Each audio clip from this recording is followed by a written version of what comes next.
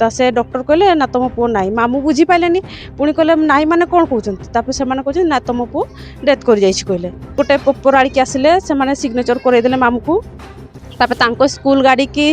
आम्बुलांस भी देना सेटा तो मामू तो आम पाठ पढ़ी शिखिना खाली सिग्नेचर ही जानते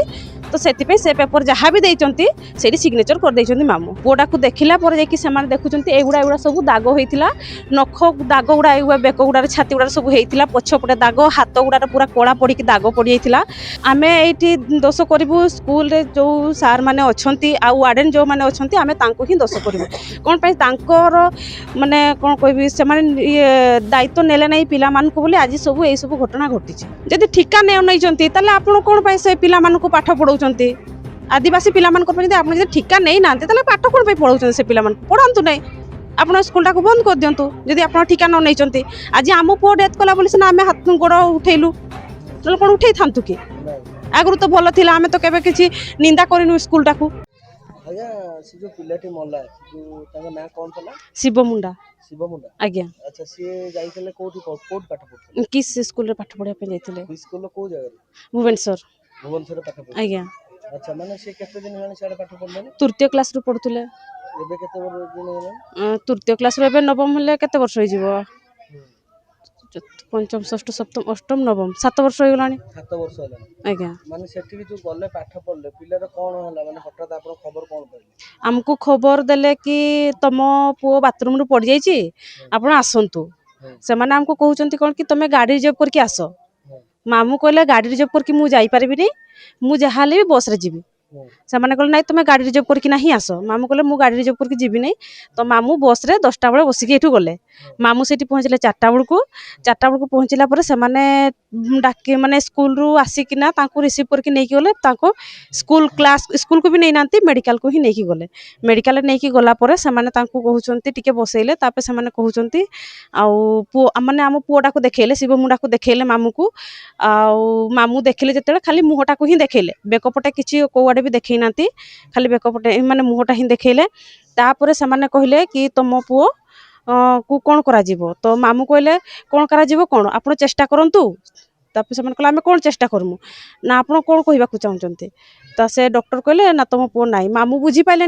पुणी कहले ना मैंने कौन कहते से कहते ना तुम पुओ डेथ कर कहले मामू से बसिकिना माई को फोन कले कि आउ एमती सेमती कहते तो स्कूल वाला कहले तुम पुओ को नेब कि नाई कहले मामू कहले मो पुओर को कड़े छाड़देवी मो पुओ को सांगे नहीं कि नहीं जीवी सेमती कहले गोटे पेपर आड़िकी आसिले से सिग्नेचर करदेले मामू को तापर स्कूल गाड़ी की आम्बुलांस भी देना सेटा तो मामू तो आम पाठ पढ़ी शिखिना खाली सिग्नेचर ही जानते तो से पेपर जहाँ भी देती से सिग्नेचर कर मामू सिग्नेचर करना से गाड़ी रे पठेदेले मामू को पठेक ये आम से पहुँचते राति 12:30 बेलू 12:30 बेले पहुँचला मो माँ जी सी कहले मुझे पुओ टी भल से देखे पुआटा को देखला देखुं एगुड़ा एगुड़ा सब दाग होता नख दाग गुड़ा बेक गुड़ा छाती गुड़ा सब होता पछपटे दाग हाथ गुड़ा पूरा कड़ा पड़ी दाग पड़ जाता सब देखला कहला कौन ना आम सदर थाना आम टाउन थाना एफआईआर टे दिज्व बोली जाइथिले बापा जाइथिले आउ किछि गाँ लोक जाइथिले राति एफआईआर देला पुलिस वाला सकाळे आसिकिना नहीं कि गले आम पुलिस वाला आसिले आम नहीं कि गलु कलेक्टर ऑफिस रे रैली करथिलु कलेक्टर ऑफिस रो पुओ को आम नहीं कि गले सब व्यवच्छेद करने पोस्टमार्टम करने नहीं कि गले पोस्टमार्टम कले आम रात संध्या गला ये कला पोस्टमार्टम रिपोर्ट तो आमको भी मु माने एपर्यंत मु देखिनी किंतु आमे जहाँ डाउट करूँ पुओ को चिपिकिना ही मारी दिया आज्ञा अच्छा को ये जो ये सब चोटी चिपिक मार दे एटा कार दोष बोली आपण मानते आमे एठी दोष करूँ स्कूल रे जो सार माने अच्छा वार्डेन जो माने अच्छा आमे तांको ही दोष करूँ कौन माने कौन कह से दायित्व नेले ना पिला बोली आज सब ये सब घटना घटी ଆଚ୍ଛା ଏବେ ସେ ଯୋଉ ମାଲିକ ମାନେ କହୁଛନ୍ତି ମାଲିକ ମାନେ ଏବେ ପଇସା ଖର୍ଚ୍ଚ କରି କହୁଛନ୍ତି ଯେ ଆପଣମାନଙ୍କ ପିଲାଙ୍କୁ ଆପଣ କାହିଁ ଛାଡୁଥିଲେ ତାଙ୍କ ପାଖକୁ ପଢିବା ପାଇଁ ଏଇ ସବୁ ଜିନିଷକୁ ନେଇକି ମାଲିକ ଏ ସମୟରେ ମାଲିକ କଣ ଏଇ କଥା କହିବା କଥା? ନା ଏଇ ସମୟରେ ଆମେ ଯେହେତୁ ଜାଣିଲୁ କି ଏସଟି ପିଲାମାନେ ମାଗଣାରେ ପାଠ ପଢୁଛନ୍ତି କିଛି ଆମର ଯଦି ସେତିକି ସକ୍ଷମ ଥାନ୍ତା ତ ଆମେ ଭଲ ସ୍କୁଲରେ ପାଠ ପଢେଇଥାନ୍ତୁ କଣ ପାଇଁ ତାଙ୍କ ସ୍କୁଲରେ ଛାଡିଲୁ କି ସେ ସ୍କୁଲରେ କଣ ପାଇଁ ଛାଡିଲୁ ଆମର ସେତିକି ସକ୍ଷମ ନାହିଁ ଆମର ସେତିକି ଇନକମ୍ ନାହିଁ ବୋଲି ଆମେ ସେଇ ସ୍କୁଲରେ ଛାଡ଼ିଥିଲୁ ଆମେ ସ୍କୁଲରେ ଛାଡ଼ିଥିଲୁ ପାଠ ପଢିବା ପାଇଁ କି ଏମିତି ଦୁଷ୍ଟ କରିକି ଆମ ପୁଅକୁ ମାରିଦେବା ପାଇଁ ଆମେ ଛାଡ଼ି ନଥିଲୁ। ଆଚ୍ଛା ଏଇ ଯୋଉ ଜିନିଷ ଗୁଡା ସବୁ ଏବେ ଆସିଲା ପରେ ମାଲିକ ପ୍ରତିକ୍ରିୟା ରଖୁଛନ୍ତି ଯେ ନାଇଁ ସେମାନଙ୍କୁ ଠିକା ନେଇଛି ଯେ ଆଦିବାସୀ ପିଲାମାନଙ୍କୁ ପାଠ ପଢେଇ କିଏ ମଲା କିଏ ଗଲା। ଯଦି ଠିକା ନେଇଛନ୍ତି ତାହେଲେ ଆପଣ କଣ ପାଇଁ ସେ ପିଲାମାନଙ୍କୁ ପାଠ ପଢାଉଛନ୍ତି ଆଦିବାସୀ ପିଲାମାନଙ୍କ ପାଇଁ ଯଦି ଆପଣ ଯଦି ଠିକା ନେଇନାହାନ୍ତି ତାହେଲେ ପାଠ କଣ ପାଇଁ ପଢାଉଛନ୍ତି ସେ ପିଲାମାନଙ୍କୁ ପଢାନ୍ତୁ ନାହିଁ ଆପଣ ସ୍କୁଲଟାକୁ ବନ୍ଦ କରିଦିଅନ୍ତୁ ଯଦି ଆପଣ ଠିକା ନ ନେଇଛନ୍ତି ଆଜି ଆମ ପୁଅ ଡେଥ୍ କଲା ବୋଲି ସିନା ଆମେ ହାତ ଗୋଡ଼ ଉଠେଇଲୁ ନହେଲେ କଣ ଉଠେଇଥାନ୍ତୁ କି ନାଇଁ ଆଗରୁ ତ ଭଲ ଥିଲା ଆମେ ତ କେବେ କିଛି ନିନ୍ଦା କରିନୁ ସ୍କୁଲଟାକୁ। ଆଚ୍ଛା ଏଠୁ ଯୋଉ ପିଲାଙ୍କୁ ନିଅନ୍ତି ଯେତେବେଳେ ମାଲିକ ଏଠି କଣ କହିକି ନିଅନ୍ତି ପିଲାଙ୍କୁ କୋଉ ସ୍ୱପ୍ନ ଦେଖାନ୍ତି? ପିଲାଙ୍କୁ କୋଉ ଭଲ ପାଠ ପଢିବେ ଭଲ ଖାଇବା ପିଇବା ଭଲ ରହିବା କହିକି ନେଇକି ଯାଆନ୍ତି। ଆଚ୍ଛା ଏଠୁ ସରକାରୀ ସ୍କୁଲକୁ ଆପଣ ମାନେ କେବେ କହୁଛନ୍ତି ଯେ ସରକାରୀ ସ୍କୁଲ ଥାଉ ଆମେ କାହିଁ ଯିବୁ ସେଠି? ନା ସେମିତି କିଛି ନାହିଁ ଆମର ଯେହେତୁ ଭଲ କିଛି ସେଠି ଫ୍ୟାସିଲିଟି ଅଛି ବୋଲି ମାନେ ଅଧିକ ଟିକେ ପାଠ ପଢି ପାରିବେ ସେଇ ସେଠି ଗୋଟେ ହିସାବରେ ନେଇକି ଖବର ଏବେ ମିଳିଲାନି ଆଖି କିଡନୀ ବିକ୍ରି ହଉଛି ସତରେ କଣ? ସେଟା ତ ମୁଁ କହିପାରିବିନି ସାର୍ ସେଟା ମୁଁ ଜାଣିନି। ଆଚ୍ଛା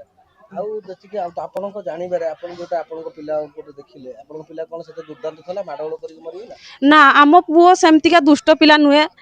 ଆପଣ ସାହିରେ ବି କାହାକୁ ପଚାରି ଦିଅନ୍ତୁ ଆମ ପୁଅ ସେମିତିକା ଦୁଷ୍ଟ ପିଲା ନାହିଁ ତାର ଚାଲିବା ପାଇଁ ବି ବଳ ସେତିକି ନାହିଁ ଆମ ପୁଅ ଟିକେ ମାନେ ଇଏ ଟାଇପର ଅଛି